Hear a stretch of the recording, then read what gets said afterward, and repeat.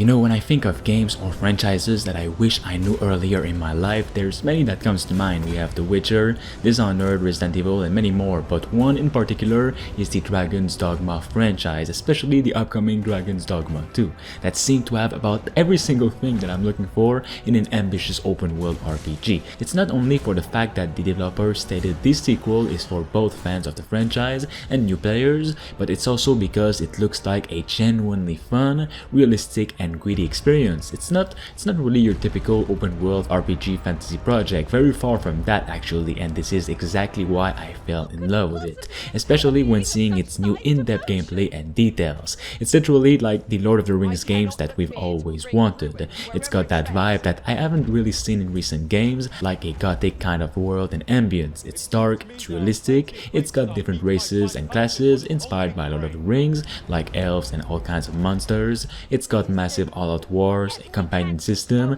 with completely different characters to choose from, and all kinds of actually exciting gameplay elements. I'm sad I didn't know about this game earlier, but now I'm just glad to be here and be able to try this game when it releases this March 21st, 2024 on PC and consoles. Without further ado, let's get into the official gameplay details that have just been released, and you don't want to miss them because there's a lot of exciting stuff in there. Fans of the first Dragon's Dogma have been quick to point out just how similar Dragon's Dogma 2 seems to be when compared to its predecessor. It's 100% being inspired by the first game, but this sequel is meant for everybody, not just fans of the franchise. This is essentially what we would call a reboot or a sequel, but in an alternate universe, so everyone will be able to jump in and understand the story from start to finish. It's being compared to a mix of Skyrim and Metal Gear Solid, in which it has the fantasy RPG elements and open world of Skyrim and the realistic aspects of Metal Gear Solid, which sounds just awesome. The world itself is meant to be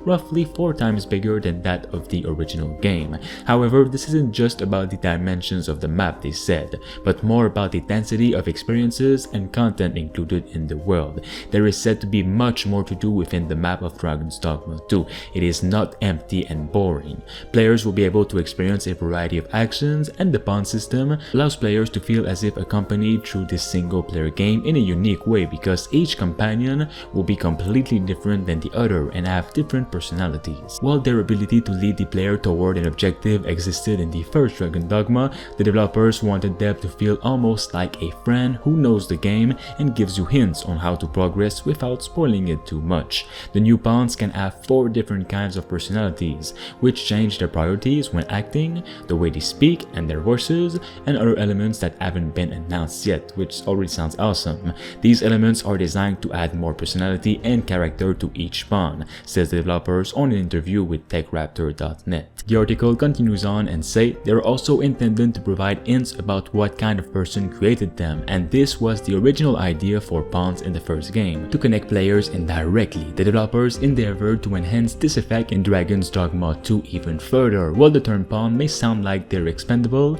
they're actually a critical part of the game and the player needs them. This is also one of the reasons why they have been given more personality, so that they won't feel like inorganic beings and will instead feel more like full-fledged and indispensable characters. The game at its core is an adventure set in a world where the dragon, feared as a threat that brings misfortune, takes the player's heart. This sets the journey for the player to slay the dragon as the Arisen. The human kingdom of Vermont and the bestial nation of Batal thrive in this world, and each have their own cultures, customs, beliefs, and their respective motivations, which is awesome because this world will be varied to the core. You'll be able to meet a ton of different characters, get to know their story, do things for them, do missions with them, or simply talk about life. In addition to humans and bestians, the elves also inhabit this land, though they avoid contact with other races. But there is one elf called Glinder who is fluent in human language, and you'll be coming across this person often, which kind of reminds me of Lord of the Rings. Thanks again to the interview on TechRaptor.net. It is also said the game has monsters that have behavioral patterns and roaming areas. For instance, there is a griffin that will fly from its nest in search of prey and will swoop down and attack if it finds it. The team wanted this to feel organic and natural. The game will also let players customize their own character however they want, literally up to the size of the nose, the pointy ears, to the color and detail of almost each part of the hair. It's very in-depth and I feel that I will get lost in this for a while. If you'd like more videos on this game, make sure you like the video right now and subscribe.